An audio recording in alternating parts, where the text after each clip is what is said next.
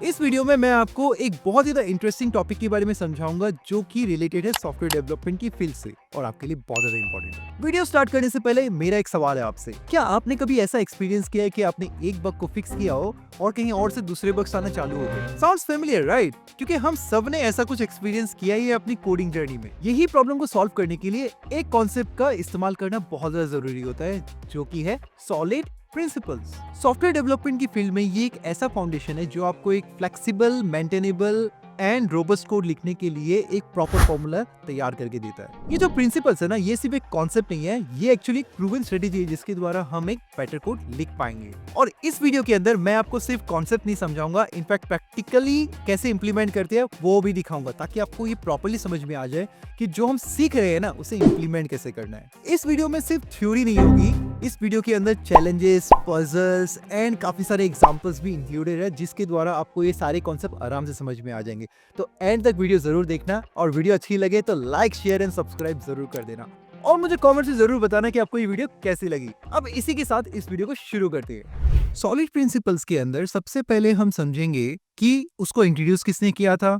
उसके बाद एक एक करके सॉलिड प्रिंसिपल्स को समझेंगे, जैसे कि एस, क्योंकि हर एक का एक मीनिंग है। उसके बाद OLID, इस तरीके से समझेंगे। इसके फुल फॉर्म में अभी मत जाओ, वो मैं आपको समझाऊंगा। पहले शुरुआत करते हैं इंट्रोडक्शन से। अब इन सॉलिड प्रिंसिपल्स को किसने सबसे पहले इंट्रोड्यूस किया था? इसे इंट्रोड्यूस किया था रॉबर्ट सी मार्टिन ने, जिनको प्यार से बॉब अंकल कहा जाता है। उनका कहना था कि good software is not written, it is rewritten. मतलब हर बार नए टूल्स और प्रिंसिपल्स सीख के अपने कोड को बेटर बनाते रहो। वह एक renowned software engineer and author, along with that agile manifesto के को-फाउंडर भी हैं। इन्होंने एक बहुत ही पॉपुलर बुक भी लिखी है जिसका नाम है एजाइल सॉफ्टवेयर डेवलपमेंट, जिसके अंदर principle, patterns and best practices हमें मिलते हैं। तो इस बुक के जरिए से आप बहुत सारी चीजें सीख सकते हो। अब आगे बढ़ते हैं और शुरू करते हैं। इन्होंने ये concept late 90s and early 2000s में बनाया था, क्योंकि उस टाइम पे सॉफ्टवेयर सिस्टम्स क्या हो रहे थे, बहुत ज्यादा कॉम्प्लेक्स होते जा रहे थे एंड डेवलपर्स को एक क्लियर सेट ऑफ गाइडलाइंस चाहिए थी जिसके द्वारा वो एक मेंटेनेबल एंड स्केलेबल कोड लिख सकते थे।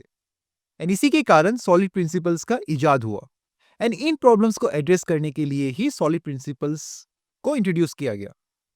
जैसे कि काफी सारी common issues, for example code को मॉडिफाई करना, कुछ और चीजों को ऐड करना, कोई और फंक्शनलिटी को ऐड करना, ये सारी चीजें डेवलपर्स के लिए बहुत ज्यादा मुश्किल हो रही थी और उन्हें क्लीन कोड राइट करने में बहुत ज्यादा तकलीफ आ रही थी। उसे एड्रेस करता है सॉलिड प्रिंसिपल्स, जिसके द्वारा आप एक फ्लेक्सिबल, मेंटेनेबल, स्केलेबल कोड लिख सकते हो। और इतना ही नहीं, ये हमारे बग्स को मिनिमाइज करने में भी मदद करता है, हमारी डिपेंडेंसीज को रिड्यूस करता है एंड आप कोई भी कोड को नए फीचर्स के साथ अपडेट कर सकते हो, क्योंकि ये प्रिंसिपल्स का इस्तेमाल करके ये सारी चीजें करना बहुत ज्यादा आसान हो जाता है। सॉफ्टवेयर डिजाइन और उप्स लैंग्वेज की फाउंडेशन जो है इन प्रिंसिपल्स के ऊपर ही बनी है। इसीलिए आज जो हम कोड लिखती हैं पहले के कंपैरिजन में काफी ज्यादा बेटर स्ट्रक्चर में होता है एंड उसे भी और बेटर बनाने के लिए आपको इन सॉलिड प्रिंसिपल्स का जानना बहुत ज्यादा जरूरी है। तो एक एक करके शुरू करते हैं। सबसे पहले हम सीखेंगे सिंगल रिस्पॉन्सिबिलिटी प्रिंसिपल, जिसका शॉर्ट फॉर्म है SRP। ये है हमारा पहला प्रिंसिपल। ये प्रिंसिपल कहता है कि एक क्लास या मॉड्यूल के पास सिर्फ एक ही रिस्पॉन्सिबिलिटी होनी चाहिए। मतलब एक काम, एक क्लास, हर क्लास का एक सिंगल फोकस होना चाहिए। अब एक एग्जांपल के तौर पे इसे समझते हैं। एक फैमिली का एग्जांपल लेते हैं जहां पे हर मेंबर की एक एक रिस्पॉन्सिबिलिटी होती है। जैसे कि कोई एक बंदा कुकिंग कर रहा है, कोई एक बंदा क्लीनिंग कर रहा है, कोई एक बंदा फाइनेंसेस को मैनेज कर रहा है और इस तरीके से सारे काम एक एक पर्सन में डिवाइड हो चुके हैं, समझ लो। लेकिन इसकी जगह अगर एक ही इंसान को सारी रिस्पॉन्सिबिलिटी लेनी पड़े, सारे टास्क खुद ही करने पड़े, तो क्या होगा, एक के ऊपर एक काम ओवरलैप हो जाएगा एंड उससे उस बंदे की काम करने की एफिशिएंसी डिक्रीज हो जाएगी। और डिक्रीज कैसे होगी? मान लो आपको घर के अंदर सफाई भी करनी है, आपको आपके लिए खाना भी बनाना है, आपको कोडिंग भी करनी है, आपको एक्सरसाइज भी करनी है, सारा कुछ करना है। अलोंग विद दैट आपको घर में पैसे भी भेजने हैं। इतनी सारी रिस्पॉन्सिबिलिटीज आपको निभानी है, तो डेफिनेटली आपका कोई ना कोई काम तो हैम्पर होगा ही ना। या तो आपको कोडिंग में थोड़ा कम टाइम देना पड़ेगा या खाना बनाने के लिए आपके पास समय नहीं होगा। इसीलिए तो हम काम को डिवाइड करते हैं। क्योंकि काम को डिवाइड करने से आपका जो फोकस है वो एक पर्टिकुलर टास्क पे लग जाएगा, जिससे इवन गलतियां करने के चांसेस भी बहुत ज़्यादा कम हो जाएंगे। और इसी कारण से रिस्पॉन्सिबिलिटी को सेग्रीगेट करके मेंटेनेबिलिटी को इंक्रीज किया जा सकता है और कॉम्प्लेक्सिटी को रिड्यूस किया जा सकता है। तो ये होता है सॉलिड रिस्पॉन्सिबिलिटी प्रिंसिपल। अब एक एग्जाम्पल के तौर पे इसे समझते हैं। यहाँ पे मैंने एक एग्जाम्पल लिया है, एक है करेक्ट एग्जाम्पल, एक है इनकरेक्ट एग्जाम्पल। सबसे पहले इनकरेक्ट वे समझते हैं। मान लो आपने एक क्लास बना ली, ये कोडिंग के तरीके से मैं समझा रहा हूँ आपको। एक क्लास बना ली जिसका नाम मैंने दिया यहाँ पे हाउस होल्ड टास्क। अब हाउस होल्ड टास्क के अंदर क्या क्या आ जाता है? कुकिंग आ गया, क्लीनिंग आ गया, लॉन्ड्री आ गया और भी काफी कुछ आ सकता है यहाँ पे। अब अगर इस तरीके का अगर हम एक क्लास बनाते हैं तो मतलब एक ही क्लास को काफी सारी रिस्पॉन्सिबिलिटी हमने प्रोवाइड कर दी है, क्योंकि वो कुकिंग भी करेगा, क्लीनिंग भी करेगा एंड लॉन्ड्री भी करेगा। इस तरीके से हम एसआरपी प्रिंसिपल का वायलेशन कर रहे हैं, मतलब सिंगल रिस्पॉन्सिबिलिटी प्रिंसिपल का वायलेशन कर रहे हैं। और ये कोड मेंटेनेबल नहीं होगा, क्योंकि अगर हम कोई भी चेंजेस करेंगे तो सारे टास्क जो है वो अफेक्ट हो जाएंगे उससे। इसी कारण से करेक्ट वे में अगर आप देखो, करेक्ट वे में क्या किया गया है, हर एक को एक अलग क्लास दी गई है। कुकिंग के लिए कुक सर्विस क्लास का इस्तेमाल किया गया, जिसके अंदर एक फंक्शन बनाया गया है कुक फंक्शन बोल के। इसमें आप कोई भी कुकिंग से रिलेटेड फंक्शंस का यूज कर सकते हो। सिमिलरली क्लीनिंग के लिए अलग, लॉन्ड्री के लिए अलग। इस तरीके से एक क्लास क्या कर रहा है, एक स्पेसिफिक टास्क को हैंडल कर रहा है और ये एसआरपी प्रिंसिपल को फॉलो कर रहा है, जिसके द्वारा आपका जो कोड है मेंटेनेबल बन जाएगा। एंड किसी भी क्लास में आप कोई भी चेंजेस कर रहे हो तो दूसरी क्लास में इफेक्ट नहीं पड़ेगा उसका। और इसे अप्लाई करने का ना मैं एक सिंपल टिप आपको बताता हूँ। अगर कभी कोई डाउट आए तो अपने आप से ये पूछना, क्या इस क्लास को एक ही वजह से चेंज होना चाहिए? अगर जवाब ना है तो आप एसआरपी को फॉलो नहीं कर रहे। तो आई एम क्वाइट श्योर आपको एसआरपी प्रिंसिपल प्रॉपर्ली समझ में आ गया होगा। अब आगे बढ़ते हैं और नेक्स्ट प्रिंसिपल देखते हैं, जो कि है open close principle. Short form है इसका ओसीपी। अब ये प्रिंसिपल हमें क्या कहता है? सॉफ्टवेयर एंटिटीज जैसे क्लासेस और मॉड्यूल्स एक्सटेंशन के लिए ओपन लेकिन मॉडिफिकेशन के लिए क्लोज्ड होने चाहिए। मतलब नए फीचर ऐड करना इजी होना चाहिए बिना पुराने कोड को मॉडिफाई किए। अब एक एग्जांपल से समझते हैं कि मैं कहना क्या चाहता हूं। यहाँ पे एक रेस्टोरेंट मेन्यू को एग्जांपल लिया गया है, जिसमें कोई नई आइटम ऐड करनी हो बिना पुरानी डिशेस को ऑल्टर किए, तो आप कैसे करोगे? इस प्रिंसिपल के द्वारा ये चीजें करना पॉसिबल होगा, क्योंकि यहाँ पे क्या होगा, ये अलाउ करेगा रेस्टोरेंट को कि वो सीजनल आइटम्स को ऑफर करे बिना रेगुलर फेवरेट्स को रिमूव किए। तो इससे हम कुछ नई चीजें ऐड कर रहे हैं बट पुराने को मॉडिफाई नहीं कर रहे। और इसका बेनिफिट क्या होता है कि ये हमें फ्लेक्सिबिलिटी देता है कि हम नई फंक्शनैलिटीज को ऐड कर पाए बिना अपने एग्जिस्टिंग कोड को चेंज करें। और इससे जो बग्स आने के चांसेस होते हैं ना, वो बहुत ज्यादा रिड्यूस हो जाते हैं। अब एक और एग्जांपल मैं आपको बताता हूँ। एक गेमिंग ऐप का सिनेरियो लेते हैं। एक गेमिंग ऐप का सिनेरियो लेते हैं जहां पे एक नया वेपन को ऐड करना है, लेकिन पुराने वेपन्स के कोड को मॉडिफाई करना पड़ता है। ये रिस्क है, क्योंकि पुराना फंक्शनलिटी तोड़ सकता है। ये एक रिस्की तरीका है, क्योंकि इससे पुराना कोड जो हमारा है वो खराब हो सकता है। चलिए अब इसकी फंक्शनलिटी को कोड के जरिए समझते हैं। तो मान लीजिए आपने एक क्लास बनाई मेन्यू बोल के, जिसके अंदर आपने दो फंक्शन बनाए, एक ऐड पिज्जा, एक ऐड बर्गर। अब इस तरीके से आप डेफिनेटली एक क्लास बना सकते हो, लेकिन अगर हम रियल वर्ल्ड सिनेरियो को समझने जाए तो आपने क्या किया है, मेन्यू के अंदर ऐड पिज्जा, ऐड बर्गर का एक फंक्शन बना दिया। अब अगर आपको कोई नई आइटम ऐड करनी पड़ेगी तो आपको इसी के अंदर एक और फंक्शन बनाना पड़ेगा। लेट्स से आपको पास्ता ऐड करना है, तो आपने एक पास्ता का ऐड पास्ता बोल के आपको एक फंक्शन बनाना पड़ेगा। तो इस तरीके से आप क्लास को एक एड ऑन रिस्पॉन्सिबिलिटी भी दे रहे हो, जो कि एसआरपी प्रिंसिपल है, और यहाँ पे मॉडिफिकेशंस भी कर रहे हो मेन्यू क्लास के अंदर ही, जो क्या करेगा, जो आपकी रिस्क को बढ़ा देगा, क्योंकि आप अपनी क्लास के फंक्शनैलिटी को एक्सपांड कर रहे हो उसमें मॉडिफाई करके, जिससे कि रिस्क फैक्टर ज़्यादा बढ़ जाता है और बग आने के चांसेस भी बढ़ जाते हैं। और ऐसे भी चांसेस होते हैं कि पुरानी जो फंक्शनैलिटी है उसके लॉजिक को भी खतरा होता है, क्योंकि वहाँ पे अगर कुछ चेंजेस करोगे तो पॉसिबिलिटी है कि पुराना कोड शायद ना चले या उसमें कुछ प्रॉब्लम आ जाए। ऐसा बहुत बार होता है। इसी कारण से एक ऐसा अप्रोच यूज करो जो कि ओपन है एक्सटेंशन के लिए, जो हमने करेक्ट वाले कोड में दिखाया है। यहाँ पे मैंने क्या किया है, मेन्यू आइटम की एक इंटरफेस बना ली, जिसके अंदर मैंने ऐड फंक्शन को डाल दिया। उसके बाद एक क्लास बनाए पिज्ज़ा बोल के, जो क्या कर रही है, जो इस मेन्यू आइटम के इंटरफेस को इम्प्लीमेंट करा रही है, मतलब इसकी प्रॉपर्टीज और फंक्शंस को यूज कर पाएगी, लाइक इनहेरिटेंस। यहाँ पे क्लास इनहेरिट नहीं कर रहा, इंटरफेस से इनहेरिट कर रहा हूँ। तो ये हम कर सकते हैं। ये वाला जो कोड है ये जावा के थ्रू से समझाया गया है, इसका टाइपस्क्रिप्ट वर्जन भी है जो मैं आपको दिखाऊंगा। बट इतना समझ लो, यहाँ पे इंटरफेस की प्रॉपर्टी को इनहेरिट किया और सिमिलरली ऐड फंक्शन को इस्तेमाल किया गया। सेम वे में बर्गर का भी एक क्लास बनाया गया एंड उसके अंदर भी इसे इनहेरिट किया और ऐड फंक्शन का इस्तेमाल कर लिया, जो हमने डिक्लेयर किया है मेन्यू आइटम के अंदर, जो इंटरफेस बनाया हमने।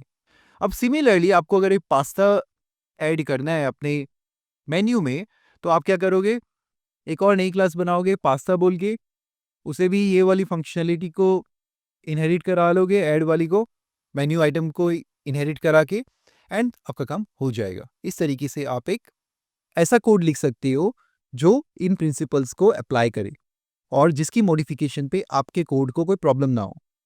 अब इसको अपनी तरफ से कोड करके देखते हैं टाइपस्क्रिप्ट के अंदर। अगर मैं टाइपस्क्रिप्ट के अंदर कोड करने जाऊं तो कुछ इस तरीके से मेरा कोड आएगा, जहां पे मैं एक क्लास बना रहा हूं मेन्यू बोल के, और जहां पे मैंने एक ऐड फंक्शन बनाया जो वॉइड रिटर्न करेगा। ये हो गया ऐड पिज़्ज़ा के लिए, एक ऐड बर्गर के लिए मैंने बना लिया। सिमिलरली और कुछ बनाना है यहाँ बना सकते हो। तो ये हो गया इनकरेक्ट वे, जो हमें फॉलो नहीं करना है, इस तरीके की पैटर्न। और ये है करेक्ट वे, जहाँ पे मैंने एक इंटरफेस बनाया मेन्यू आइटम बोल के, उसके बाद एक क्लास बनाई पिज़्ज़ा बोल के, जो इसकी प्रॉपर्टी को इनहेरिट कर रही है, फंक्शन को एक्चुअली इस केस में, क्योंकि यहाँ पे हम सिर्फ डिक्लेयर कर रहे हैं, डिफाइन नहीं कर रहे। एंड यहाँ पे इस फंक्शनलिटी को मैं डिफाइन कर रहा हूँ कि पिज़्ज़ा ऐड करना है मेन्यू के अंदर। सिमिलरली बर्गर भी मैंने ऐड करा लिया। उसके बाद एक मेन्यू की क्लास बनाई, जहाँ पे क्या हो रहा है, जहाँ पे मैं एक प्रॉपर्टी बना रहा हूँ आइटम्स का एरे, जो लिस्ट ऑफ मेन्यू आइटम्स को होल्ड करेगा। अब यहाँ पे क्या होगा, एक एक मेन्यू आइटम को ऐड करता जाएगा। तो कुछ इस तरीके से मैंने एक फंक्शनैलिटी अपने मेन्यू क्लास के अंदर दे दी। तो ये मेरा मेन्यू क्लास बन चुका है। उसके बाद डिस्प्ले करने के लिए भी मेरे पास एक फंक्शनैलिटी है। ये सारी चीज़ें तो मैंने बना ली। अब इसे यूज़ कैसे करना है? यूज़ करने के लिए सबसे पहले तो मैं एक ऑब्जेक्ट बना लूँगा इस पर्टिकुलर मेन्यू क्लास का। उसके बाद ऐड मेन्यू आइटम फंक्शन को कॉल करूँगा, और यहाँ पे मैंने यहाँ पे क्या दिया है, मैंने यहाँ पे item of type menu item दिया है, राइट? इसका ये मतलब है कि मैं इस पर्टिकुलर क्लास के ऑब्जेक्ट को यहाँ पे कॉल कर सकता हूँ, क्योंकि इसका भी टाइप क्या है, मेन्यू आइटम ही है, इज़न्ट इट? यहाँ पे मैं इम्प्लीमेंट्स मेन्यू आइटम कर रहा हूँ, तो ये उसी तरीके की फंक्शनलिटी मुझे रिटर्न कर रहा है, कुछ उसी तरीके से मैंने बनाया। एंड यहाँ पे जब मैं इसे कॉल करूँगा, इसके एक ऑब्जेक्ट को कॉल करूँगा, इसे चाहो तो एक अलग कॉन्स्टेंट में भी डाल सकते हो, तो मैं इसे यहाँ पे पास करूँगा। एंड इस फंक्शनलिटी से क्या होगा, ये जो आइटम यहाँ पे आएगी, मैं उसे पुश कर रहा हूँ हमारे लिस्ट के अंदर। इस तरीके से मैं पिज़्ज़ा वाले आइटम्स को ऐड कर रहा हूँ, सिमिलरली बर्गर वाले आइटम को भी ऐड कर रहा हूँ। अब इसी के साथ-साथ अगर मुझे पास्ता भी ऐड करना हुआ, तो मैं एक नई क्लास को ऐड कर दूँगा कुछ इस तरीके से। एंड उसके बाद अपने ऐड मेन्यू आइटम फंक्शन के अंदर पास्ता को पास करके वहाँ पे एक और नई आइटम को ऐड करा सकता हूँ, एंड फाइनली हम डिस्प्ले कर देंगे। इस तरीके से मैंने ये नया कोड एक बना लिया, पुराने कोड को टच भी नहीं किया, और हमारे पास सारी फंक्शनैलिटी प्रॉपर्ली काम करेगी। लेकिन अगर पुराना वाला मेथड यूज़ करोगे, जो इनकरेक्ट वाला मेथड है, उस तरीके से कहीं न कहीं फँस जाओगे। इसी कारण से ये सारे पैटर्न्स को ध्यान में रखना बहुत ज़्यादा ज़रूरी है।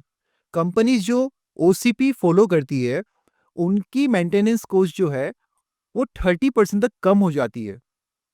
क्योंकि नए फीचर्स ऐड करना उनके लिए फ़ास्ट और रिस्क फ्री होता है। क्योंकि उनके लिए नए फीचर्स को ऐड करना बहुत ज़्यादा फ़ास्ट और ईज़ी होता है। इसीलिए ये प्रिंसिपल्स आपको जानना बहुत ज़्यादा ज़रूरी है, और इसे इम्प्लीमेंट करना भी। अब आगे बढ़ते हैं और नेक्स्ट की तरफ चलते हैं, जो कि लिस्कोव सब्स्टिट्यूशन प्रिंसिपल है। इसका शॉर्ट फॉर्म एलएसपी है, और ये क्या कहता है हमसे, चलो समझते हैं। ये प्रिंसिपल कहता है कि सब क्लासेस अपने पेरेंट क्लास की तरह बिहेव करनी चाहिए, बिना प्रोग्राम को तोड़ मोड़ के, बिना प्रोग्राम को तोड़ मोड़ के। फॉर एग्जाम्पल, एक लाइब्रेरी मैनेजमेंट सिस्टम ले लो, जहां पे दो चीजें होती है, एक होती है बुक्स, दूसरी होती है रेफरेंस मटेरियल, जैसे कि एनसाइक्लोपीडिया हो गया या कोई रेयर डॉक्यूमेंट हो गया। अब बुक्स क्या कर सकते हो, बोरो कर सकते हो, कोई भी मेंबर बुक को बोरो कर सकता है। लेकिन रेफरेंस मटेरियल सिर्फ लाइब्रेरी में रीड कर सकते हो, उसे बोरो नहीं कर सकते। अगर इनहेरिटेंस गलत तरीके से इंप्लीमेंट हुआ तो रेफरेंस मटेरियल के बोरो मेथड से एरर थ्रू होगा जो यूजर एक्सपीरियंस खराब करेगा। और ये एक्सपीरियंस खराब ना हो, इसी कारण से एलएसपी प्रिंसिपल को इस्तेमाल करना बहुत ज़्यादा ज़रूरी है, जिससे जिससे इनहेरिटेंस की फ्लेक्सिबिलिटी एनहेंस होती है और कोई भी अनएक्सपेक्टेड बिहेवियर जो डिराइव क्लासेस के अंदर होता है वो अवॉइड हो जाता है। अब एग्जाम्पल की तौर से इसे समझते हैं। मान लो ये है हमारा इनकरेक्ट कोड और ये है करेक्ट कोड। इनकरेक्ट कोड के अंदर क्या किया गया है, बुक और रेफरेंस को सेम टाइप दी गई है, राइट, रेफरेंस मटेरियल्स को। अब एक बुक के लिए एक ऑब्जेक्ट बनाएगी, सिमिलरली रेफरेंस मटेरियल की भी एक ऑब्जेक्ट बनाएगी जो कि सेम टाइप की है। इस केस में क्या होगा, दोनों में बोरो फंक्शन को कॉल करना पड़ेगा क्योंकि ऑब्वियसली लाइब्रेरी आइटम के अंदर हमने बोरो फंक्शन दिया है बाय डिफॉल्ट, समझ लो। एग्जाम्पल के तौर पे हमने बोरो फंक्शन दोनों में दिया। अब क्या होगा, बुक के अंदर तो बोरो काम करेगी, लेकिन रेफरेंस मटेरियल के अंदर अगर हम बोरो फंक्शन का अप्लाई करते हैं तो ये हमें एक एक्सेप्शन थ्रू करेगा क्योंकि ये एलएसपी प्रिंसिपल की वायलेशन है। और इस तरीके का कोड लिखने से हमें इस टाइप के एरर मिलने के चांसेस बहुत ज़्यादा है। अब इसे करेक्ट वे में कैसे लिखें? इसे करेक्ट वे में लिखने के लिए हमें डिफरेंट डिफरेंट इंटरफेसेस बनाने पड़ेंगे। जैसे कि बोरोएबल का एक इंटरफेस बना लिया। अब इस प्रॉब्लम को सॉल्व करने के लिए हमें बोरोएबल वाली जो फंक्शनैलिटी है उसे एक डिफरेंट इंटरफेस में देना पड़ेगा। मान लो मैंने बोरोएबल इंटरफेस बोल के एक बनाया एंड उसके अंदर इस फंक्शनैलिटी को पास कर दिया और फिर मैं उसी को यूज करके एक ऑब्जेक्ट बना रहा हूँ बुक का। लेकिन रेफरेंस मटेरियल के अंदर जो मैं टाइप दे रहा हूँ वो है लाइब्रेरी आइटम, जिसके अंदर मैंने बोरो फंक्शनली नहीं दी है, तो वो सिर्फ डिस्प्ले करेगा इन्फॉर्मेशन को। कुछ इस तरीके से बनाया गया जो मैं आपको अभी कोड के द्वारा समझाऊंगा, तब आपको पूरी तरीके से क्लियर हो जाएगा कि एग्जैक्टली चीज़ क्या है। बट ये कॉन्सेप्ट इस्तेमाल करने से हमने बोरेबल वाली चीज़ों को हटा ही दिया। इससे क्या होगा कि हमारे कोड में कोई एरर नहीं आएगा और सारी इन्फॉर्मेशन प्रॉपर्ली से हो जाएगी। चलो एग्जाम्पल के तौर पे समझते हैं अभी। तो ये है हमारा टाइपस्क्रिप्ट का कोड जहाँ पे मैंने एक क्लास बनाई लाइब्रेरी आइटम बोल के, जो हमारी बेस क्लास है या फिर पेरेंट क्लास है, जिसके अंदर मान लो मैंने एक प्रॉपर्टी दे दी टाइटल बोल के और कंस्ट्रक्टर के अंदर उसे इनिशियलाइज कर दिया। फिर एक बोरो फंक्शन यहाँ पे बनाया एज्यूम करके कि सारी लाइब्रेरी की आइटम्स बोरोएबल है। तो कुछ इस तरीके का मैंने स्ट्रक्चर बना दिया एक क्लास का। अब एक सब क्लास बनाई बुक बोल के जो इसे इनहेरिट कर रही है एंड इसके टाइटल को इनिशियलाइज कर रही है अपने कंस्ट्रक्टर में सुपर का इस्तेमाल करके, जो मैंने ऑलरेडी अपनी टाइपस्क्रिप्ट वाले कोर्स में आपको समझाया है। अब यहाँ पे ये बोरो फंक्शन का यूज करेगी और सिमिलरली हमारे सेकेंड सब क्लास जो कि रेफरेंस मटेरियल है उसके अंदर भी सेम चीजें अप्लाई होगी। लेकिन यहाँ पे क्या होगा, अगर बोरो करने जाओगे तो इस फंक्शन को अगर कॉल करोगे तो ये एक एक्सेप्शन थ्रो करेगा एंड फिर हम जब इसे यूज करेंगे और बोरो फंक्शन का अगर मैं इस्तेमाल करूँ तो एक्सेप्शन थ्रो होगा एंड हमारा कोड जो है वो गलत हो जाएगा क्योंकि ये हमें एरर थ्रो कर रहा है। अब इसे सॉल्व कैसे करें, अब मैं आपको वो दिखाता हूँ। इसे सॉल्व करने के लिए मैं अपनी पेरेंट क्लास को एक एब्स्ट्रैक्ट क्लास बना दूंगा जहाँ पे मैं चीज़ों को डिफाइन नहीं कर रहा और सारी जो चीज़ें हैं वो सब क्लास में डिफाइन होंगी। यहाँ पे सिर्फ टाइटल ले दिया और बोरेबल को यहाँ से निकाल के एक इंटरफेस में डाल दिया। इससे क्या होगा, इससे मुझे ऑप्शन मिलेगा कि मैं सेम कोड को इस्तेमाल करूं जैसे कि पहले कर रहा था, इनहेरिटेंस का इस्तेमाल करके लाइब्रेरी आइटम को कॉल कर रहा हूं, राइट। एंड सिमिलरली यहाँ भी हम लाइब्रेरी आइटम को कॉल कर रहे हैं और अपने टाइटल को इनिशियलाइज कर रहे हैं। बट मैं इंटरफेस को भी कॉल कर सकता हूँ जहाँ जहाँ मुझे बोरेबल का इस्तेमाल करना है। तो हमें पता है कि बुक जो है वो बोरेबल है, इसीलिए मैं यहाँ पे इम्प्लीमेंट्स का इस्तेमाल करके अपने इंटरफेस को यहाँ पे पास कर सकता हूँ और उसकी प्रॉपर्टी को इनहेरिट करा सकता हूँ।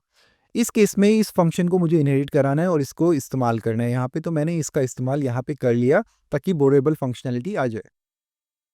अब इससे क्या होगा, ये चीज़ मुझे अपने रेफरेंस मटेरियल वाली क्लास के अंदर देने की ज़रूरत नहीं है यहाँ पे, इसलिए मैंने इम्प्लीमेंट्स बोरेबल को नहीं पास किया है। ये ऑप्शनल है मेरे लिए, बट लाइब्रेरी आइटम तो है दोनों में, ये कॉमन हो जाएगी। अब मैं अगर इसका यूज़ करने जाऊँ तो मैं लेट्स से एक कांस्टेंट बनाता हूँ जिसका मैंने टाइप दे दिया बोरोएबल और मैं इसके अंदर अभी बोरो फंक्शन का इस्तेमाल कर सकता हूँ एक ऑब्जेक्ट बना के बुक का, जहाँ पे मैंने टाइटल क्या दिया, हैरी पॉटर। एंड सिमिलरली मैंने रेफरेंस मटेरियल की भी एक कांस्टेंट बनाया जिसको मैंने टाइप दिया है लाइब्रेरी आइटम, तो इसको क्लास की टाइप दे दी और इसका जो ऑब्जेक्ट बनाया है उसके अंदर मैंने मान लो टाइटल दे दिया एनसाइक्लोपीडिया। अब इससे क्या होगा, टाइटल तो आ जाएगा, शो हो जाएगा, राइट।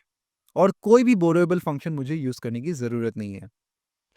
तो इस तरीके से मैंने अपने कोड को फ्लेक्सिबल बना दिया और अननेसेसरी चीज़ों को अपने कोड से हटा दिया या सेपरेट कर दिया, जिससे कि जहाँ उसकी रिक्वायरमेंट हो सिर्फ वहीं पे वो इस्तेमाल हो। अब इसके बाद एक और एग्जांपल मैं दिखाता हूँ आपको एलएसपी का, क्योंकि ऑब्वियसली वो उस एग्जांपल से आपको काफ़ी कुछ समझ में आ गया होगा। लेकिन अगर एक और रेफरेंस मिल जाए तो आपको चीज़ें और ज़्यादा समझ में आने लग जाएगी, क्योंकि ये बहुत ज़्यादा इंपॉर्टेंट कॉन्सेप्ट है जो आपको समझना ज़रूरी है। अब मान लो एक क्लास बनाते हैं बर्ड बोल के, जिसके अंदर मैंने एक फ्लाई फंक्शन बना लिया, तो आपको रियल वर्ल्ड सिनेरियोज के साथ ना बहुत ज़्यादा क्लोजली काम करना पड़ेगा।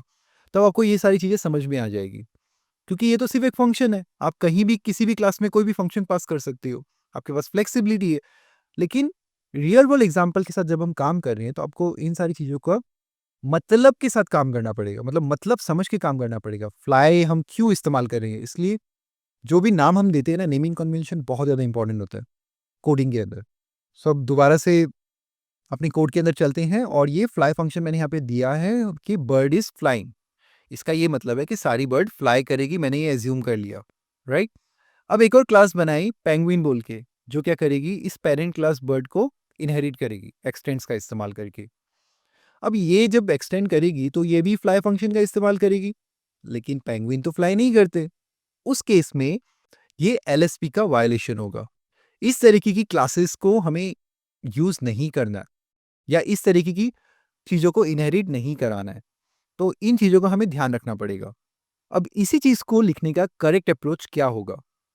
तो मैंने उस कोड को रिफैक्टर करके ये कोड बनाया है, जहाँ पे मैंने क्या किया है, बर्ड वाली क्लास को एब्स्ट्रैक्ट क्लास बना दी और एक फंक्शन बनाया, एब्स्ट्रैक्ट फंक्शन बनाया, जिसका नाम मैंने दिया मूव। क्योंकि बर्ड दोनों केसेस में, मतलब फ्लाई करे ना करे, वो मूव तो करेगी। अब एक क्लास बनाई मैंने फ्लाइंग बर्ड बोल के, तो फ्लाइंग मैंने कैटेगराइज कर दी बेसिकली, फ्लाइंग बर्ड की एक अलग क्लास और नॉन फ्लाइंग बर्ड की एक अलग क्लास। दोनों जो पेरेंट क्लास बर्ड है उसे इनहेरिट कर रही है और उसके अंदर मूव वाले फंक्शन को डिफाइन कर रही है। लेकिन दोनों के अंदर फंक्शनलिटी अलग है। एक के अंदर है बर्ड इज फ्लाइंग, एक दूसरे के अंदर है बर्ड इज वॉकिंग। तो इससे ये मूव फंक्शन तो यूज हो पाएगा, क्योंकि मूवमेंट वाली बात गलत नहीं है। लेकिन अगर मैं फ्लाई फंक्शन दे दूं तो वो गलत हो जाता है, राइट? रियल वर्ल्ड सिनेरियो से अटैच करके देखो, तब समझ में आएगा ये वाली चीज। अब इससे क्या हो रहा है, अगर मैं इसे यूज करने जाऊं तो सिंपली मुझे एक ऑब्जेक्ट बनाना है फ्लाइंग बर्ड का, एक नॉन फ्लाइंग बर्ड का, और दोनों के अंदर मैं मूव फंक्शन को कॉल कर सकता हूँ। और दोनों की टाइप भी क्या है, सेम है, राइट? लेकिन दोनों में फंक्शनलिटी अलग है। एक में वो फ्लाई कर रहा है, एक में वॉक कर रहा है। तो कुछ इस तरीके से मैंने ये पूरी क्लासेस इनहेरिटेंस वाले कॉन्सेप्ट को तोड़ दिया, कुछ इस तरीके से, जिससे कि डिपेंडेंसी जो है वो कुछ ऐसी ना आए जिससे कुछ अनएक्सपेक्टेड बिहेवियर आ जाए। तो ये होता है Liskov substitution principle. So I am quite sure इस एग्जांपल से आपको प्रॉपर्ली समझ में आ गया होगा कि आपको कैसे इसे सब्स्टिट्यूट करना है क्लासेस को। यहाँ पे एब्स्ट्रैक्ट क्लास का जो काम है बहुत ज़्यादा इंपॉर्टेंट है, और जो हायरार्की है वो बहुत ही प्रॉपर तरीके से आपको देनी पड़ेगी। अगर हायरार्की में अपनी गलती की तो कोई ना कोई अनएक्सपेक्टेड बिहेवियर ज़रूर आ जाएगा। ऑलराइट, अब आगे बढ़ते हैं और कुछ एग्जांपल्स को ब्रेक डाउन करते हैं। जो मैंने आपको ऑलरेडी समझाया, तो यहाँ पे मैंने कुछ आपके लिए बनाया है, जैसे कि मान लो एक क्लास है बर्ड बोल के, और उसके अंदर सब क्लासेस हैं, एक है स्पैरो, एक है पेंगुइन। अब स्पैरो क्या करता है, स्पैरो फ्लाई कर सकता है, लेकिन पेंगुइन फ्लाई नहीं कर सकता। इसी कारण से ये जो फंक्शनैलिटी यहाँ पे इम्प्लीमेंट होगी फ्लाई वाली, ये स्पैरो के लिए होगी, इसीलिए वो एलएसपी को फॉलो करता है, मतलब ये प्रिंसिपल को फॉलो करता है। लेकिन पेंगुइन जो है वो प्रिंसिपल को फॉलो नहीं करता, राइट? सो एलएसपी वायलेशन का एक्सपेक्टेड बिहेवियर क्या होना चाहिए और एक्चुअल बिहेवियर क्या हो रहा है। यहाँ पे स्पैरो जो है उस पे क्या लग रहा है, एक्सपेक्टेड बिहेवियर कि वो फ्लाई कर सकता है, और एक्चुअल में वो फ्लाई कर रहा है। पेंगुइन पे भी कैन फ्लाई वाला बिहेवियर एक्सपेक्टेड है, लेकिन वो फ्लाई नहीं कर रहा है, क्योंकि हम फ्लाई फंक्शन यहाँ पे कॉल करेंगे, जो हमने एग्जाम्पल में ऑलरेडी देख लिया है। अब जो फंक्शन कॉल होगा वो कौन सा फंक्शन कॉल होगा, यहाँ पे फ्लाई फंक्शन कॉल होगा, राइट? और ये हमें क्या देगा, रन टाइम एरर देगा, और इसके कॉन्सिक्वेंसेज से हमें एक्चुअली में एक अनप्रेडिक्टेबल बिहेवियर मिलेगा, लेकिन हमारी एक्सपेक्टेशन क्या होगी कि हमें करेक्ट कोड मिल जाएगा। तो इसी कारण से ये जो एलएसपी का वायलेशन है ना, ये काफ़ी ज़्यादा क्रूशियल है, मत कीजिएगा, वरना आपकी एक्सपेक्टेड बिहेवियर और एक्चुअल बिहेवियर में मिसअलाइनमेंट होगी, और इस प्रॉब्लम से आप रन टाइम एरर्स को फेस करोगे। जिससे आपका कोड की जो स्टेबिलिटी है वो हार्म हो जाएगी। ये कॉन्सेप्ट बहुत ज़्यादा क्रूशियल है एंड इसीलिए मैंने आपको काफ़ी सारे एग्जांपल्स लेके इसे समझाया है। आगे बढ़ते हैं और अगले प्रिंसिपल की तरफ चलते हैं जो कि है इंटरफेस सेग्रीगेशन प्रिंसिपल, जिसका शॉर्ट फॉर्म है आईएसपी। और इसके अंदर हमें क्या देखने को मिलता है? इसके अंदर हम सीखेंगे कि कोई क्लास उन मेथड्स का इम्प्लीमेंटेशन ना करे जो उसके काम के नहीं है। और यही बात यहाँ पे एक्सप्लेन की गई है कि it's better to have many small specific interfaces rather than a large general purpose interface. मतलब एक लार्ज जनरल पर्पस इंटरफेस की जरूरत नहीं है, छोटे छोटे इंटरफेसेस को यूज किया जा सकता है। जरूरी नहीं है कि एक बड़ा इंटरफेस बना के उसमें सब कुछ भर दो। जब आपको उसकी जरूरत ही नहीं है तो उसे इस्तेमाल क्यों करना? छोटे छोटे बनाओ और उनका इस्तेमाल करो। जहां पे उसकी जरूरत हो वहीं पे इस्तेमाल करो। एक तीर से 10 निशाने मारने की कोशिश मत करो, क्योंकि मोस्टली क्या होता है, हम इंटरफेस को बड़ा बना देते हैं काफ़ी सारी चीज़ें डाल के और अलग-अलग जगह उसको इस्तेमाल कर लेते हैं, बट वैसा नहीं करना चाहिए। अब एक सिनेरियो लेते हैं जहाँ पे मान लो कि एक व्हीकल का इंटरफेस है, जिसके अंदर एक ड्राइव फंक्शन है, एक फ्लाई फंक्शन है और एक सेल की फंक्शनैलिटी है। अब कार क्लास को फ्लाई और सेल इंप्लीमेंट करना पड़ता है, जो उसके लिए इररिलेवेंट है। अब इस सिनेरियो में अगर कार फ्लाई और सेल नहीं कर सकता और हमें उसकी फीचर्स को वहां देना पड़ेगा कार के अंदर, तो ये क्या करेगा? ये हमारे कोड को कॉम्प्लिकेट करेगा और हमें अननेसेसरी एक्सपेक्टेशंस देगा, राइट? सोचिए अगर एक इंटरफेस में 10 मेथड्स हैं, जिसमें से सिर्फ 3 आपकी क्लास के रेलेवेंट हैं, तो आप आईएसपी को कैसे इंप्लीमेंट करेंगे? इसका सिंपल सॉल्यूशन ये होगा कि आप इंटरफेसेस को छोटा और स्पेसिफिक बनाओ। जैसे कि ड्राइविंग व्हीकल, फ्लाइंग व्हीकल और सेलिंग व्हीकल के इंटरफेसेस बना लो। क्लासेस क्या करेगी? उन्हीं इंटरफेसेस को इंप्लीमेंट करेगी जो रेलेवेंट है, इररेलेवेंट वाले को यूज ही नहीं करेगी। तो उस केस में ये प्रॉब्लम्स को आपको फेस नहीं करना पड़ेगा। और इसके की बेनिफिट्स क्या होंगे कि आपको की इंटरफेसेस मिलेंगे, काफी ज्यादा फोकस मिलेंगे और रेलेवेंट टू स्पेसिफिक टास्क वैसे इंटरफेसेस मिलेंगे। एंड उसी के साथ साथ ये प्रिंसिपल आपको प्रिवेंट करता है ब्लोटेड एंड कॉम्प्लेक्स इंटरफेसेस को बनाने से, जो कि काफी ज्यादा चैलेंजिंग हो जाएंगे इंप्लीमेंट करना। फॉर एग्जाम्पल, मान लो ये एक आपका डैशबोर्ड है जहां पे आप ड्राइविंग, फ्लाइंग, सेलिंग सब कुछ एक ही में कर रहे हो, तो काफी ज्यादा कॉम्प्लिकेटेड बन जाता है, राइट? हालांकि आज की डेट में तो फ्लाइंग कार भी आ चुकी है जो रास्ते पे भी चलेगी और हवा में भी चलेगी, बट उसके भी पैनल्स में चेंजेस किए जाएंगे। ऐसा नहीं है कि एक ही पैनल में आपको सब कुछ मिल जाएगा, थोड़े बहुत चेंजेस होंगे, जिसे इस प्रकार बनाया जाएगा ताकि कॉम्प्लिकेटेड ना आए, किसी भी यूजर को कॉम्प्लिकेटेड ना लगे।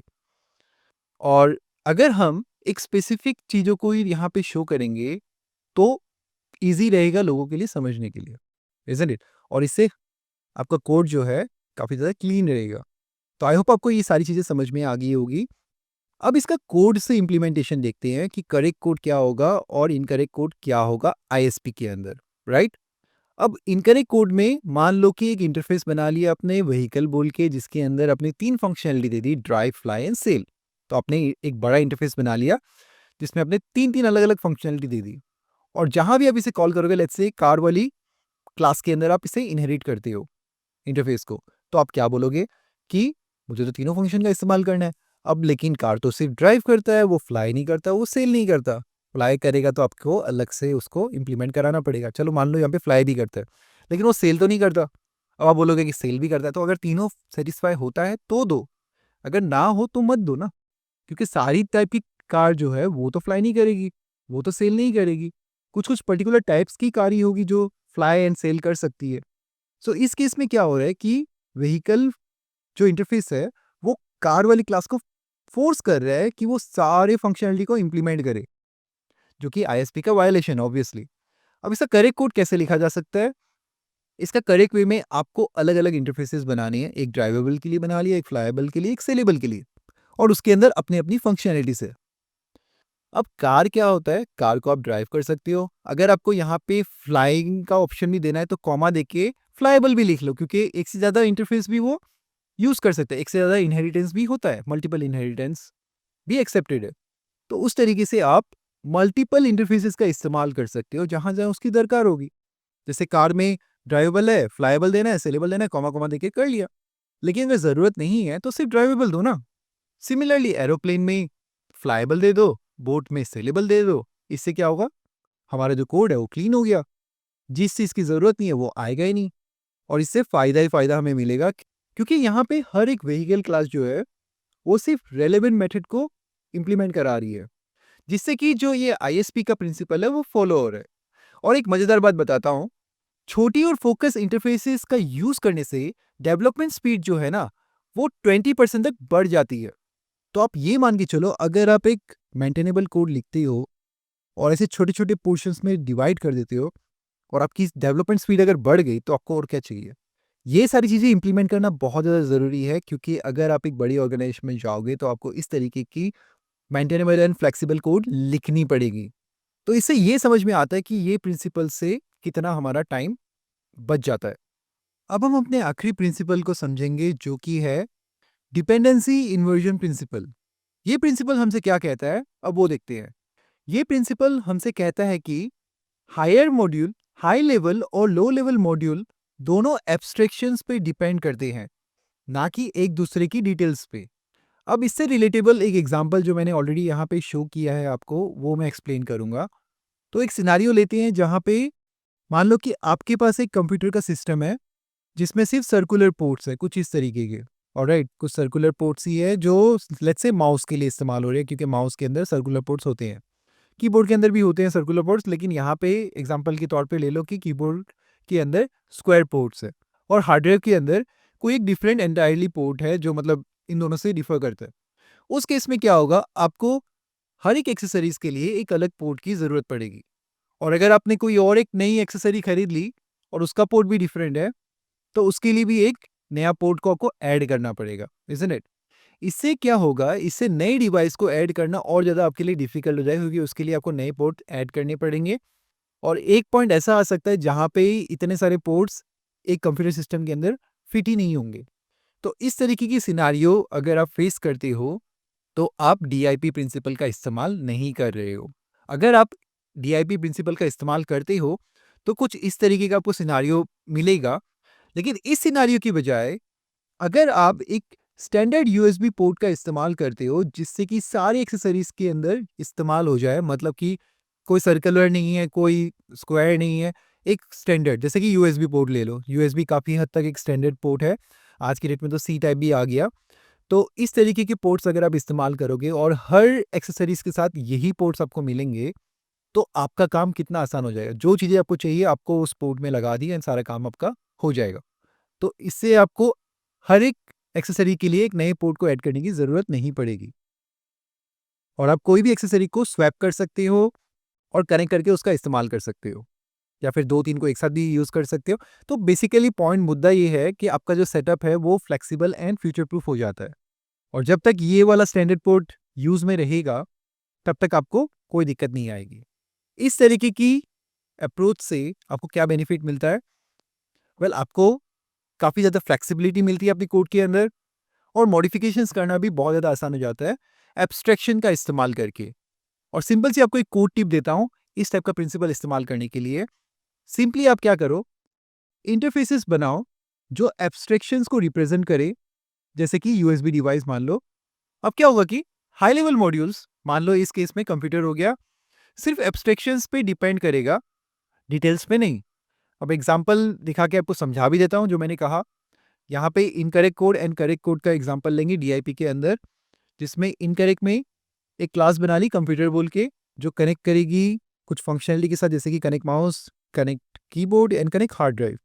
तीनों फंक्शनैलिटी एक ही क्लास के अंदर डिफाइन कर दी। तो क्या होगा, आपको सबके साथ कनेक्ट करना पड़ेगा, राइट? जो काम कर रहा है ये कनेक्ट ऑल डिवाइसेस वाला फंक्शन। अब इसकी बजाय हम क्या कर सकते हैं, क्योंकि ये तो हमें ऑब्वियसली प्रॉब्लम देगा, इसकी बजाय हम इंटरफेसेस का इस्तेमाल कर सकते हैं। मैंने एक यूएसबी डिवाइस का एक इंटरफेस बना लिया, जिसके अंदर मैंने कनेक्ट फंक्शन को कॉल कर लिया। उसके बाद माउस वाली क्लास के अंदर मैंने इसे इम्प्लीमेंट करा लिया और कनेक्ट फंक्शन को एक फंक्शनैलिटी दे दी। तो इस तरीके से मैंने इस पर्टिकुलर इंटरफेस को एक एब्स्ट्रैक्ट इंटरफेस बना दिया, एंड वही चीज़ मैं कीबोर्ड के अंदर यूज़ कर रहा हूँ। तो अलग-अलग फंक्शनैलिटी के लिए मैं इसका इस्तेमाल कर रहा हूँ, राइट? मतलब सेम चीज़ ही है, सेम तरीके से कनेक्ट होगा, लेकिन काम अलग करेगा। और फाइनली कंप्यूटर बोल के एक क्लास बनाई, जिसके अंदर मैं कनेक्ट डिवाइस बोल के एक फंक्शन बना रहा हूँ, जहाँ पे मैंने यूएसबी डिवाइस को एज ए प्रॉपर्टी पास कर दी, as a in the parameter. और इस तरीके से मैं सारे डिवाइसेस को कनेक्ट करा सकता हूँ। और इससे क्या बेनिफिट मिलेगा मुझे? वेल, अगर मैं इनकरेक्ट कोड का इस्तेमाल करता हूँ, तो मुझे बेनिफिट नहीं, मुझे प्रॉब्लम्स आएँगी। क्योंकि इनकरेक्ट वाले सेटअप में कंप्यूटर जो है वो डायरेक्टली डिपेंड करेगा ईच एक्सेसरी की टाइप पे, जिससे कि हमें नए एक्सेसरीज को कनेक्ट करने में बहुत ज़्यादा डिफ़िकल्टी आएगी, या फिर एग्जिस्टिंग वाले को चेंज करने में भी। और हमारी मेंटेनेंस जो है वो ज़्यादा का इंक्रीज़ हो जाएगी एंड कॉम्प्लेक्सिटी बढ़ जाएगी। और हमारा फ़ायदा क्या होना चाहिए अगर हम करेक्ट वे यूज़ करें डीआईपी का इस्तेमाल करके? अगर हम यूएसबी डिवाइस इंटरफ़ेस का इस्तेमाल करते हैं, जो कि एब्स्ट्रैक्शन की तरह काम करता है सारे कॉम्पैटिबल डिवाइसेस के लिए, जिसके द्वारा हम मेंटेनेबिलिटी और फ्लेक्सिबिलिटी का यूज़ कर सकेंगे और कॉम्प्लेक्सिटी को रिड्यूस कर पाएँगे अपने कोड के अंदर। इस एग्ज़ाम्पल के थ्रू से आप ये समझ पाओगे। सिमिलरली डीकपलिंग भी इसमें यूज़ हो जाएगी। इस एग्ज़ाम्पल में हमने ऑलरेडी देखा कि कंप्यूटर क्लास जो है वो अब स्पेसिफिक एक्सेसरी टाइप के ऊपर डिपेंड नहीं करती है। वो सिर्फ यूएसबी डिवाइस के इंटरफ़ेस के ऊपर डिपेंड करती है। मतलब कि कोई भी नई एक्सेसरी को इम्प्लीमेंट करना हो या यूज़ करना हो, तो वो उसी टाइप की एक्सेसरीज़ को यूज़ कर सकता है, जहाँ पे यूएसबी डिवाइस कनेक्ट हो पाएगी। और इससे क्या होगा, हम अपनी कंप्यूटर क्लास को बिना मॉडिफाई किए उसे कनेक्ट कर पाएँगे। तो ये हो गया डीकपलिंग, जो कि हमें इस प्रिंसिपल के द्वारा प्रोवाइड होती है, राइट? इसी के साथ-साथ फ्लेक्सिबिलिटी भी हमें मिल जाती है, जिसके द्वारा हम नई एक्सेसरीज़ को ऐड कर सकते हैं। जैसे कि मान लो यूएसबी फैन, जो कि ऑब्वियसली आज की डेट में बहुत ज़्यादा यूज़ होता है, और इवन प्रिंटर एंड स्कैनर भी यूज़ होता है। तो और ये उसका एग्ज़ाम्पल जो हमने ऑलरेडी देख लिया है, और ये उसका बेटर वर्ज़न। तो ऑब्वियसली सारे लोग इसी की तरफ जाएँगे, राइट? तो इस तरीके से हमें अपना कोड भी लिखना है। आई एम क्वाइट श्योर आपको इस एग्ज़ाम्पल से डीआईपी प्रिंसिपल प्रॉपर्ली समझ में आ गया होगा। लेकिन अगर 1% लोगों को भी ये एग्ज़ाम्पल प्रॉपर्ली समझ में नहीं आया, तो मैं आपको एक और एग्ज़ाम्पल दिखाता हूँ, जिसके द्वारा आपको ये और ज़्यादा क्लियर हो जाएगा। और ये एग्ज़ाम्पल जो है, ज़्यादा कोडिंग रिलेटेड है। तो मान लो एक क्लास मैंने बनाई माई डेटाबेस बोल के। तो ये बेसिकली क्या करेगा, ये हमारे माई के डेटाबेस के साथ कनेक्ट कराएगा, राइट? इसीलिए मैंने इसके अंदर एक कनेक्ट फंक्शन बना लिया। अब उसके बाद क्या किया मैंने एक और क्लास बनाई यूजर सर्विस बोल के, जिसके अंदर एक प्रॉपर्टी होगी डेटाबेस, जिसका शॉर्ट फॉर्म मैंने डीबी दे दिया, जो कि माई डेटाबेस को एज ए टाइप लेगी, ठीक है? एंड उसका एक ऑब्जेक्ट बना लिया मैंने कंस्ट्रक्टर के अंदर, ताकि मैं इसको एक फंक्शनैलिटी जहाँ पे मुझे यूज़र का डेटा लेना हो, वहाँ पे मैं कनेक्ट करूँ और यूज़र का डेटा फेच करा लूँ, समथिंग लाइक दैट, ठीक है? अब ये तो मैंने बना लिया, लेकिन अब इस कोड में दिक्कत क्या है? इसमें दिक्कत ये है कि यहाँ पे जो हाई लेवल क्लास है, वो डिपेंड कर रही है लो लेवल की इम्प्लीमेंटेशन पे, जिसके द्वारा ये जो कोड है हमारा फ्लेक्सिबल नहीं होगा। अगर मैं माइस्क्यूएल की जगह कोई और डेटाबेस यूज़ करना चाहूँ, तो ये कोड काम नहीं करेगा। मुझे काफ़ी सारे चेंजेस करने पड़ेंगे इसमें। इसी कारण से इसका करेक्ट अप्रोच ये वाला होगा, जहाँ पे ये डिपेंड करेगा एब्स्ट्रैक्शन इंटरफेसेस के ऊपर। फॉर एग्ज़ाम्पल, मैंने एक इंटरफेस बनाया डेटाबेस, जिसके अंदर मैंने कनेक्ट फंक्शन को एज़ ए प्रॉपर्टी पास कर दी। उसके बाद मैंने एक क्लास बनाई माई डेटाबेस, जो हमने पहले भी किया था, जो इस इंटरफेस को इम्प्लीमेंट कराएगा एंड कनेक्ट फंक्शनैलिटी को कॉल करेगा। तो सेम वे में कनेक्ट टू माई हो गया। उसके बाद अगर मुझे मोंगोडीबी यूज़ करनी है, तो वहाँ भी कनेक्ट फंक्शन का इस्तेमाल हो जाएगा, राइट? उसके बाद यूज़र सर्विस के अंदर मैं डीबी को एज़ ए टाइप पास करूँगा, ना कि माई डीबी को। अगर मैं ये करता हूँ, तो मुझे यहाँ पे डायरेक्टली मैं डीबी को इनिशियलाइज़ करा दूँगा। अब ये करने के बाद कंस्ट्रक्टर के अंदर मैं एक पैरामीटर पास करूँगा डीबी को, और उसे यूज़ करूँगा। अब यहाँ पे क्या हो रहा है, यहाँ पे मैं अपनी प्रॉपर्टी को कंस्ट्रक्टर के अंदर इनिशियलाइज़ करा रहा हूँ। क्योंकि यहाँ पे मैंने एक पैरामीटराइज़्ड कंस्ट्रक्टर बनाया, जहाँ पे मैं डीबी को एज़ ए पैरामीटर पास कर रहा हूँ, जिसका सेम टाइप है डेटाबेस। मतलब इंटरफेस को मैंने एज़ ए टाइप पास कर दी यहाँ पे, ठीक है? फिर सिमिलरली हमने जो गेट यूज़र का फंक्शन जो इनकरेक्ट वाले में बनाया था, यहाँ भी सेम बनाया है और सेम फंक्शनैलिटी पास की है। लेकिन इस बार क्या हो रहा है, इस बार टाइप डिफरेंट होने की वजह से उसमें प्रॉब्लम्स नहीं आएगी और ये फ्लेक्सिबल बन गया। यहाँ पे हम सिंपली जहाँ पे चाहूँ मैं माइस्क्यूएल का इस्तेमाल कर सकता हूँ, जहाँ पे चाहूँ मोंगोडीबी का इस्तेमाल कर सकता हूँ। जैसे कि मान लो इस यूज़र सर्विस के अंदर मुझे माइस्क्यूएल डेटाबेस का इस्तेमाल करना है, तो यूज़र सर्विस 1 के अंदर मैं गेट यूज़र का जब कॉल करूँगा, तो ये माइस्क्यूएल की डेटाबेस को कॉल करेगा, और यूज़र सर्विस 2 क्या करेगा, मोंगोडीबी के डेटाबेस को कॉल करेगा। तो इस तरीके से मैंने अपने कोड को डिपेंड करा दिया इंटरफेस के ऊपर, ना कि उसकी डिटेल के ऊपर जो हम इनकरेक्ट वे में करा रहे थे। इनकरेक्ट वे वाले में हम क्या कर रहे थे कि हाई लेवल क्लास जो है वो डिपेंड करेगा लो लेवल की इम्प्लीमेंटेशन पे, बट यहाँ पे ऐसा नहीं होगा, राइट। करेक्ट वाले में हमने उसे सॉल्व कर लिया। तो ये अभी प्रॉपर्ली समझ में आ गया होगा। अब मैं आपको क्या करूँगा, मैं आपको कुछ बुक्स रिकमेंड करूँगा जिसके द्वारा आप ये कॉन्सेप्ट्स को और ज़्यादा अच्छी तरीके से इम्प्लीमेंट कर पाओगे अपने प्रोजेक्ट्स के अंदर। तो ये सारी बुक्स है जो आप यूज़ कर पाओगे, जैसे कि design patterns, agile software development जो कि रॉबर्ट सी मार्टी ने बनाई है। फिर क्लीन आर्किटेक्चर के ऊपर भी एक बुक है, डिज़ाइन पैटर्न्स के ऊपर 2 बुक्स है। और अगर आपको और जानकारी चाहिए तो मैं आपको यहाँ पे दिखा देता हूँ। ये हो गई एजाइल सॉफ्टवेयर डेवलपमेंट, फिर ये हो गई क्लीन आर्किटेक्चर, ये भी रॉबर्ट सी मार्टिन ने बनाई है। फिर एक डिज़ाइन पैटर्न्स की आती है जो कि Eric Freeman and Elizabeth Robson ने बनाई है, जिसके द्वारा आप क्या कर सकते हो, adapt code without modifying it. जिसका कोर आइडिया ये है कि वो कोड को एडेप्ट करना आपको सिखाएगा बिना उसको ज़्यादा मॉडिफाई किए।